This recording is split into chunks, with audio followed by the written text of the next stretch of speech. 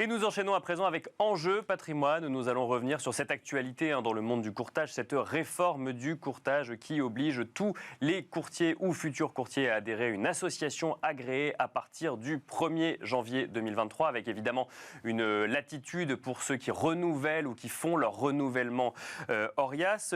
Cela pose un certain nombre de questions. Quelles sont les démarches pour justement adhérer à une association? Est-ce que cela change beaucoup de choses pour les futurs adhérents? Et surtout, comment choisir son association? Autant de questions que nous allons poser à Étienne Cajouin. Bonjour Étienne Cajouin. Bonjour. Bienvenue sur le plateau de Smart Patrimoine. Vous êtes président de l'association La Compagnie IOBSP, qui est elle-même une branche de la fédération, donc la compagnie des CGP. Vous faites partie des 7 associations agréées pour, donc, en lien avec cette réforme du courtage. Vous vous préparez donc, j'imagine, vous avez même sûrement déjà commencé, à accueillir de nouveaux adhérents en lien avec cette réforme. Absolument, absolument. Merci pour votre invitation, Nicolas. Justement, donc c'est un jour important parce que depuis très peu, nous avons au sein de la compagnie IOBSP dépassé la barre des 1000 adhérents. D'accord. Supplémentaire 1000 adhérents au total, d'accord. Ouais. Bien sûr, supplémentaire. Ouais, ça aurait été un peu compliqué. Donc ça demande bien sûr toute une logistique, toute une organisation et bien sûr, nous avons une organisation au sein de la compagnie IOBSP humaine, bien sûr, importante, mais aussi nous sommes beaucoup adossés sur le digital, puisque tout le parcours des inscriptions qui est obligatoire aujourd'hui depuis la réforme du courtage se fait de façon 100% digitalisée. Oui, alors 100% digitalisé, comme je le dis souvent, ça ne veut pas dire 0% humain, c'est 100% digitalisé et 100% humain. C'est-à-dire qu'on a quand même quelqu'un au bout du fil, c'est ça, si on veut appeler? Oui. Bien sûr. Ça a nécessité beaucoup d'organisation ou de réorganisation de se mettre dans les clous de cette réforme du courtage, côté association dans un premier temps? Bien sûr, déjà, il fallait se structurer. Alors, en ce qui nous concernait, bien en amont de la réforme du courtage, on s'y était préparé. D'accord. Puisque, au départ, la fédération n'existait pas. C'est sous l'impulsion de Philippe Feuille, qui est le président de la compagnie des CGP, que nous avons constitué les 4 associations qui sont les filles de la fédération, compagnie des CGP. D'accord. Première association, c'est la compagnie IMO. La compagnie CIF, bien sûr, la compagnie IAS et la compagnie IOBSP que je représente aujourd'hui en tant que président fraîchement élu. Donc c'est vrai que il a fallu préparer les choses, anticiper pas mal de choses parce que la communication avec la CPR n'est pas évidente. D'accord. Donc il fallait pas mal être dans la prédiction de ce qui allait arriver. Bon, après il faut dire que finalement on était habitué à travers la partie CGP, la partie CIF, de par la réforme MIF 2. Bien sûr, donc vous aviez déjà effectivement le mécanisme. On avait déjà une base de trame qui nous a permis de rentrer vite dans le moule et surtout d'avoir notre agrément auprès de la CPR. Et alors justement, aujourd'hui vous êtes agréé, il y a 7 associations agréées, dont 6 qui concernent principalement les IOBSP. Oui. Si je suis aujourd'hui courtier et que je dois faire le choix d'une association plutôt qu'une autre, comment est-ce que je fais ce choix selon vous, Étienne Cajouin? Alors, il existe effectivement 7 associations différentes de par la taille, de par l'histoire. La caractéristique de la compagnie IOBSP, et ça n'est pas un argument commercial, c'est véritablement, et ce qui a toujours été prôné par Philippe Feuille, c'est l'ADN humain. C'est-à-dire qu'au sein de cette association, de cette chambre professionnelle, il y a un véritable accompagnement, une véritable proximité, et vraiment l'ADN humain est au sein de notre association. Nous avons organisé des micro-trottoirs. Pourquoi les gens, lorsqu'ils venaient, les adhérents, lorsqu'ils venaient chez nous et qu'ils restaient, c'était justement parce qu'il y avait cette proximité et cette chaleur humaine et ce côté de cet accompagnement, on va dire. Mais alors, donc ça, c'est effectivement la raison pour laquelle on va au sein de la compagnie IOBSP. Mais quand on se pose la question en tant que futur adhérent, comment est-ce que je fais mon choix? Est-ce qu'il y a des spécificités différentes au sein des associations? Quelles sont les questions que moi, je dois me poser pour ensuite savoir comment je guide mon évolution? Alors, ce qui a boosté ces derniers temps, pour être complètement transparent, l'ensemble des courtiers, c'est le message qu'a envoyé l'ORIAS à l'ensemble des courtiers en leur disant bon, il faut y aller là. Il faut y aller, il faut se bouger. Et c'est vrai que ça a créé une impulsion. D'accord. C'est à partir de là qu'effectivement effectivement, nous avons été énormément sollicités. D'accord. Ouais. Je pense que toutes les associations font du très bon boulot.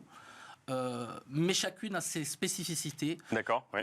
Alors, c'est pour ça, pour nous différencier des autres, je vais parler de nos spécificités, puisque je Oui, ne bien sûr. connais pas Ouais. de façon intrinsèque les autres associations. Voilà, ce que je peux dire, c'est qu'effectivement, dès le départ, nous prônons véritablement l'interprofessionnalité de par la fédération Bien sûr. au-dessus. Ouais. Donc, forcément, c'est quelque chose qui est organique. Et nous prenons aussi l'intraprofessionnalité, c'est-à-dire qu'au sein même de l'association, si je prends le cas de mon association, eh bien, vous allez avoir sur la partie OBSP des spécialistes du crédit immobilier, des spécialistes du crédit professionnel. Ce sont deux métiers différents. Mais il y a des passerelles, c'est ce que je vais appeler l'intraprofessionnalité. Et ça, c'est quelque chose qu'on va énormément mettre en avant. Et peut-être qu'avec la formation que l'on suggère, qui est interne, et qui s'appelle LCGP, formation, peut-être que ça permet de créer ces passerelles beaucoup plus facilement. Surtout que la formation, c'est un sujet obligatoire maintenant. Ça l'était déjà avant, mais maintenant c'est les associations qui vont s'en charger. Elle est obligatoire et elle est vérifiable. Oui. Parce que l'ORIAS ne vérifiait pas le suivi, ne faisait pas le suivi de formation. Aujourd'hui, c'est les chambres qui auront l'obligation de vérifier ce suivi de formation, et comme quoi tout est en règle, on va dire, au niveau conformité. Alors, vous mentionnez tout à l'heure effectivement qu'il y a peut-être eu un petit coup de booster au moment du mail envoyé par l'ORIAS. C'est vrai qu'on se met à la place d'un courtier. Il y a encore quelques semaines, il y a eu beaucoup de remous sur cette réforme du courtage. On ne savait pas si elle allait aboutir ou non, si finalement elle allait être reportée ou non. Finalement, elle a été maintenue. Le timing n'a pas changé pour le courtier. La question qui peut se poser, si jamais il n'a pas fait les démarches, sachant que peut-être que certains se disent effectivement c'est à partir du 1er janvier, mais j'ai encore un petit peu de temps puisque mon renouvellement ORIAS peut encore se faire sur le mois de janvier. La question qui peut se poser, c'est est-ce que administrativement ça implique beaucoup de choses pour moi, courtier, d'aller adhérer à une association et de me mettre dans les règles de cette réforme du courtage? Alors, je me positionne aussi du côté courtier puisque je suis moi-même professionnel et exerçant. Ça implique tout simplement de ne pas attendre le dernier moment, parce qu'effectivement, il y a un flux important qui arrive de par l'obligation. Et donc, ça demande un travail drastique au niveau administratif, parce qu'il faut tout vérifier. D'accord. Et surtout, on a une deadline au niveau de l'ORIAS qui est le 28 février de mémoire. D'accord. Donc, le travail drastique, il est côté association, c'est ça? Il est côté association, parce que tous les dossiers arrivent en même temps. Il faut savoir qu'un dossier, il faut à peu près 25 minutes pour traiter un dossier. D'accord. Ouais.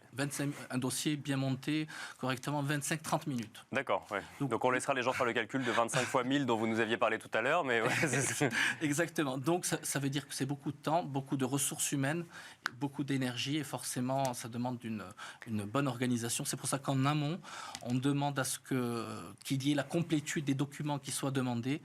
Et l'objectif, c'est de démarrer cette réforme dans les clous pour pouvoir, ne serait-ce, parce que beaucoup de courtiers ne le savent pas, mais s'ils n'ont pas d'adhésion à l'ORIAS, ils ne pourront pas être rémunérés au niveau bancaire, mais même au niveau des compagnies d'assurance, puisque je parle aussi de l'autre réforme. Donc ça, il faut le savoir.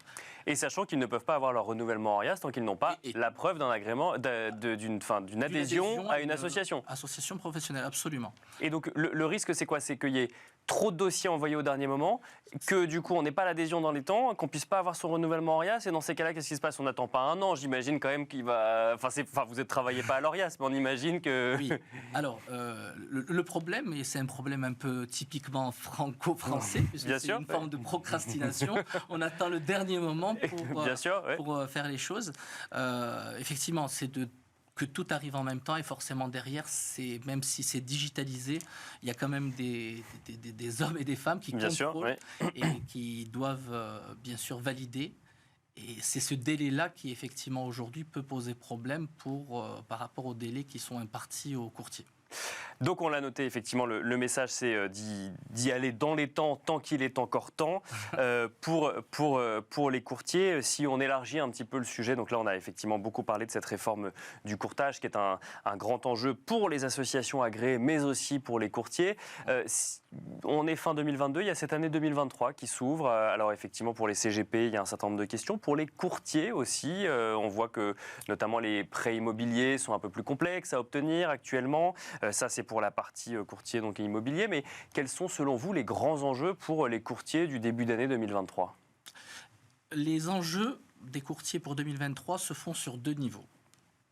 Il va y avoir le premier niveau qui est imposé finalement par la réforme, c'est tout l'aspect conformité-réglementation. D'accord. C'est-à-dire qu'à un moment donné, tout le monde devra être dans les clous. Ça risque de pas mal, on va dire, j'aime pas utiliser ce terme, écrémer, mais obliger et amener une certaine forme de résilience et qui sera que profitable pour le métier et surtout pour les investisseurs et pour les clients. D'accord. Donc ça veut dire après l'adhésion, après le 1er janvier, il va falloir quand même se plier à la réglementation, faire les formations, voilà. Voilà, les formations et surtout tout le process parcours client réglementaire. D'accord, bien sûr. Oui, il n'y a pas que les formations, c'est vrai. Il n'y a pas que la formation, il y a tout le kit réglementaire qui est aujourd'hui amené par les associations, mais il faut le mettre en place. Mais il faut le mettre en place et l'appliquer surtout. D'accord. Okay. Donc, et ça, forcément, pour certaines façons de faire, pour certains qui avaient certaines habitudes, vous savez que le changement d'habitude est très compliqué